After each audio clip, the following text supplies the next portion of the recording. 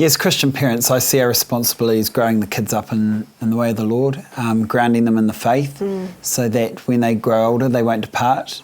That's our main goal. That's what we want to focus on when they're young. It's just vital that they establish a faith as soon as possible when they're young. Yeah, the greatest fulfilment for them will be to be doing God's will. Yep. So whatever that is, then... It might not be pleasant, and it might not be a good job, or it might not be safe or whatever, but when you know you're in God's will, that's what counts. I would like my children to find their purpose in life, and to be the person that God would have them be, and also to fulfill the purpose that He has for them.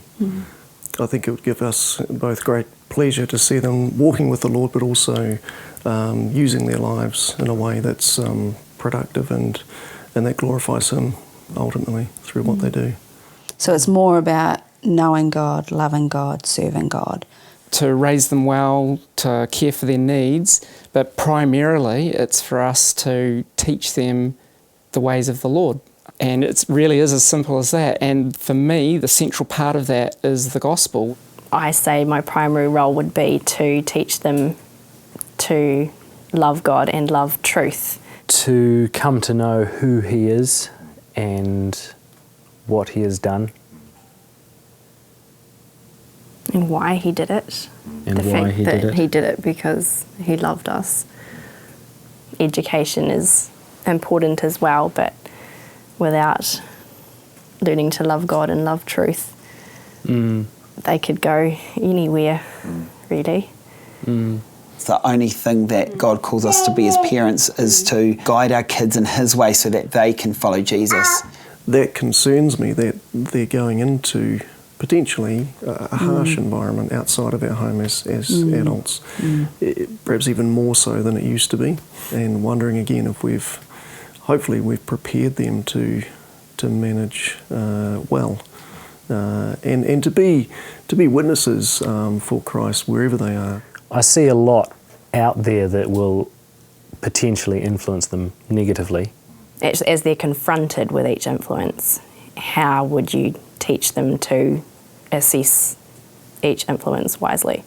If they are brought up with an eternal perspective, to try and understand that whatever happens in this world, that truth is not altered by that whether we live in good times or hard times or terrible times, the truth is still the truth. My concern is that everyone gets to know Jesus, because ultimately 10 out of 10 people die, and we're going to face Judgment Day, and we need to get right with God. And I want that for my children. If you've got kids who are unsaved, for me it'll just be looming over me in a sense, like you just wouldn't want them to go there, stand before God in a Judgment Day. And that would be my worst nightmare. Why? Well, because their eternal, soul is at stake. That's the scariest thing I could imagine. Do you think about that?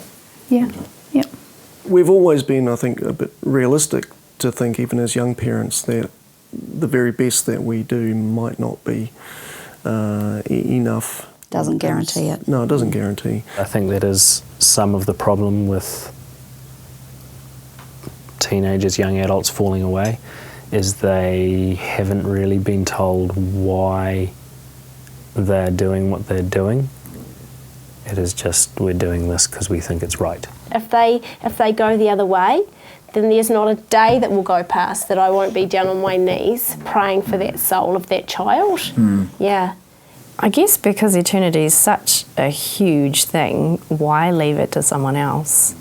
You know your children the best, and you're spending all that time with them, so you've got the best chance of reaching their heart. I want my kids to have a genuine faith, and I want them to see them loving God, discipling others, and that's the key, I believe, is about winning their heart. And I wouldn't want to leave that responsibility to someone else, to be honest. If eternity is at stake, why would you leave it to someone else?